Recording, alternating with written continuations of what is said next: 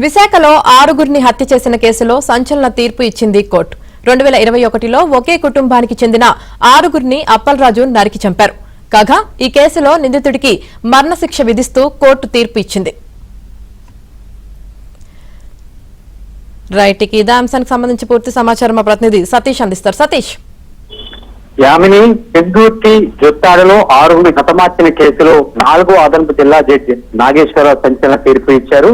అప్పలరాజు ఒకే కుటుంబానికి చెందిన 6గురిని తన కుటుంబ సభ్యుల్ని అసలు అభంశుభం తెలియని 2-3 సంవత్సరాల పసి కందును కూడా సైతం కత్తితో అడ్డంగా నరికి ఆయన హతమార్చాడు. అయితే ఈ కేసులో ఆ జిల్లా జడ్జి ఈ రోజు ట్రయల్ కి వచ్చింది, ఫైనల్ ట్రయల్ కి వచ్చింది. ఈ రోజు ఆయన 10,000 నగదుతో పాటు అదేవిధంగా ఉరిశిక్షలు కూడా వేసి ఆయన సంచలన తీర్పు ఇవ్వడం జరిగింది. పెదవాల్తేరు శివాజీపాలెనికి చెందిన అల్లు రమాదేవి, నక్కల అరుణ, బమ్మిడి రమణ, బమ్మిడి ఉషారాణి, బమ్మిడి ఉదయనందన్, బమ్మిడి లిఖిత్ అంటే ఒకే కుటుంబానికి చెందిన 6గురిని కూడా ఉదయం 4 గంటల ప్రాంతంలో హతమార్చి ఆయన కూడా అక్కడే ఉంటూ పోలీసులకు ఫోన్ చేసి సమాచారం అందించాడు. తన కుటుంబానికి చెందిన 6గురిని తానే చంపానని, తాను స్వచ్ఛందంగా లొంగిపోతానంటూ కూడా పోలీసులకు ఫోన్ చేశారు. ఈ కేసులో పోలీసులు మొత్తం 91 మంది సాక్షులను విచారించిన అనంతరం అప్పలరాజు హత్య చేసినట్లుగా నిర్ధారించారు.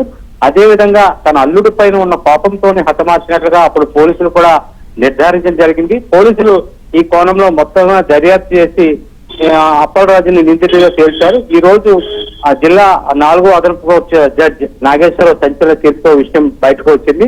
అయితే ఇది 2021 ఏప్రిల్ 15వ తేదీన ఉదయం 4 గంటల ప్రాంతంలో జరిగింది. అయితే ఇటువంటి విచక్షణారహితంగా దాడి చేసిన కేసులో అప్పలరాజుని ఇటువంటి శిక్ష వేయడమే కరెక్ట్ అంటూ కూడా తమ కుటుంబ సభ్యులు కూడా చెప్తున్నారు. యామిని.